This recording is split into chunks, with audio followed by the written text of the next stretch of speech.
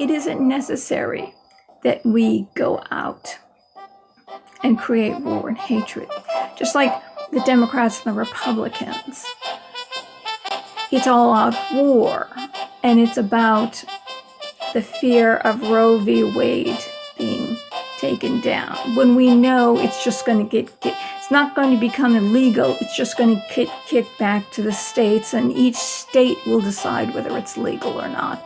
And there's an enormous amount of states, and I would say most states would probably keep it legal. And if it isn't, then all these women who are protesting, the clinics, the Planned Parenthood clinics, they're clinics for women to go to. They're birth control clinics, basically, and they check for any type of disease a girl can go to.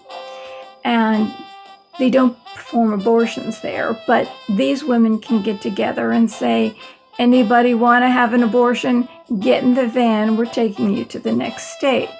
It really isn't necessary that this war is going on. Here's a war that's going on in our country right now.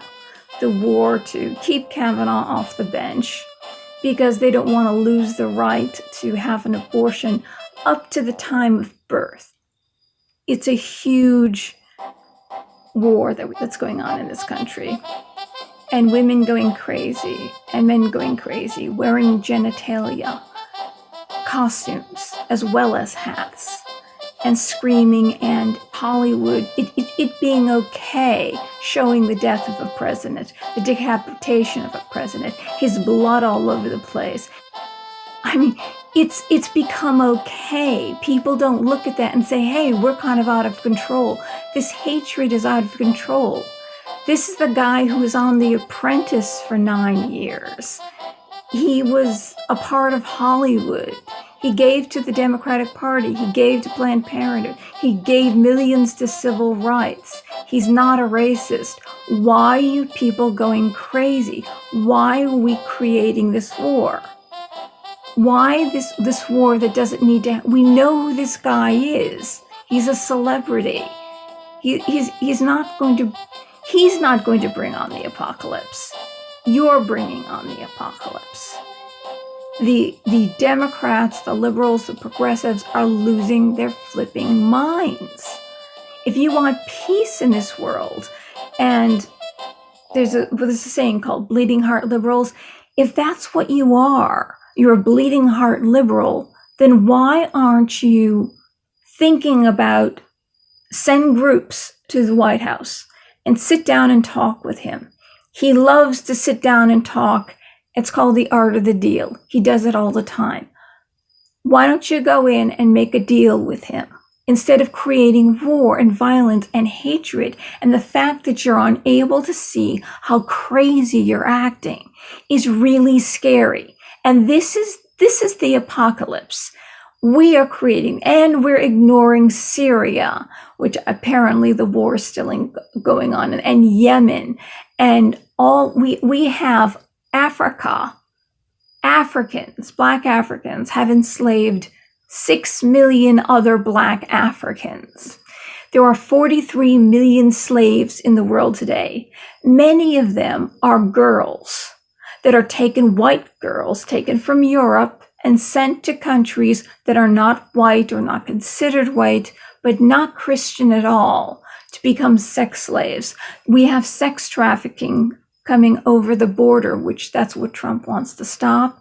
Young girls, children, and teenagers being sold into sex slavery. That's a form of slavery. And I would think that these women with all the vagina hats would want to stop that.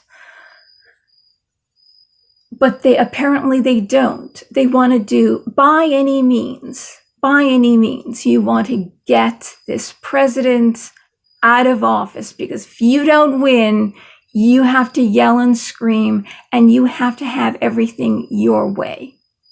You throw a tantrum because your girl didn't win, but your girl has a history, has an incredible history. There are other women. There are lots of women that would be compassionate and not have the baggage that she has. She's got a lot of baggage that apparently I've always kept up with politics. As a child, I've always kept up with politics, and I knew far more than you do.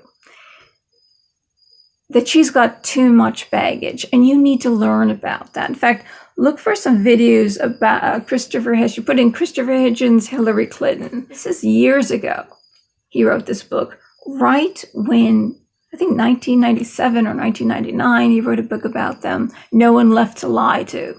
No One Left to Lie To. About how bad, this was a long time ago, way before Trump, before Bush, long time ago. When, I was an adolescent or something like that. So check out the truth instead of believing everything you're told. Research it from people who've traveled the world. North Korea is a graveyard. Is literally, it's cemented over because there's so many dead bodies. There are concentration camps going on right now. People being ripped to death by hungry dogs because they're not in thinking with the line of the dear leader. Women are punched into the stomach so hard until they have an abortion. How about that? So abortion is legal over there. Isn't that wonderful? Horrible. You're punished up to the third generation. 3 generations ago, your family didn't like the Kim dynasty. You're punished and you're put in concentration camps and killed. Before sporting events, they line people up and assassinate them by firing squad. These things are going on in the world, and we're yelling and screaming about the fact that abortion might not still be legal. Might not still be legal.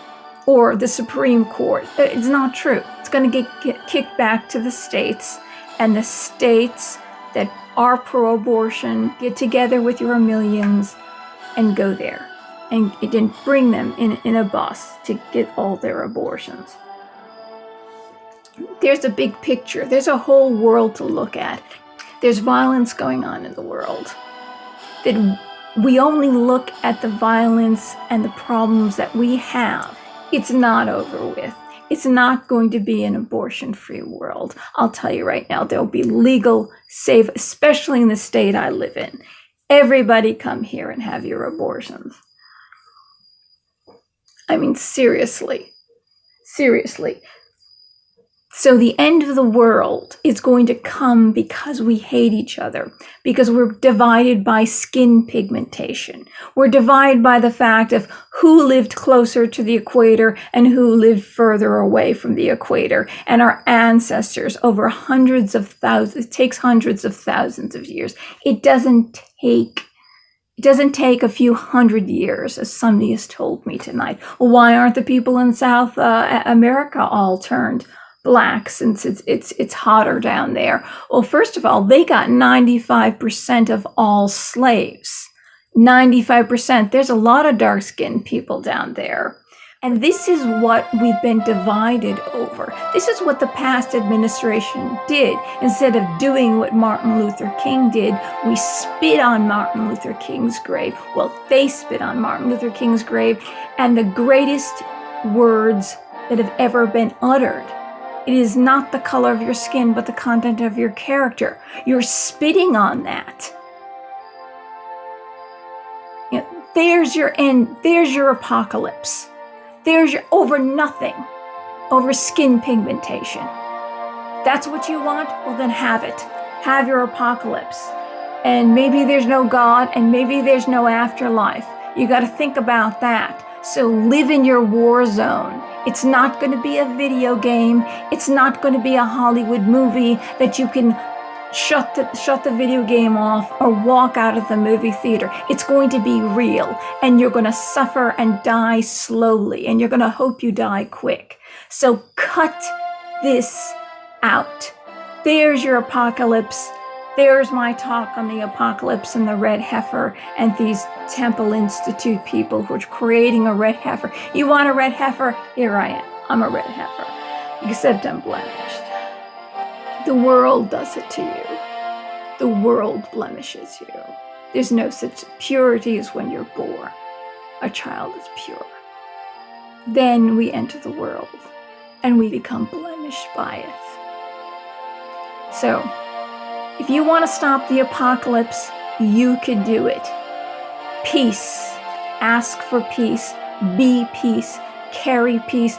Be the peace you want the world to be. Stop hating each other because of political parties and skin pigmentation. Cut it out. Cut it out. I'm sick of it. All right? Anyway, thank you for joining me. Goodbye.